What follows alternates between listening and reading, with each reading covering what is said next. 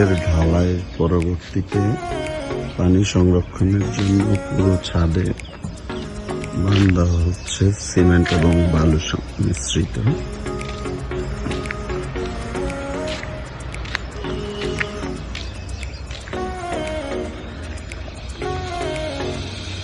গতকাল 15/2/2023 তারিখে ছাদ ঢালাই সম্পূর্ণ হয়েছে।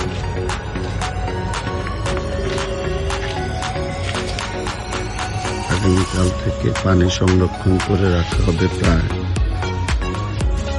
20 দিন। এরপরে আবার পরবর্তী কাজ আরম্ভ হবে।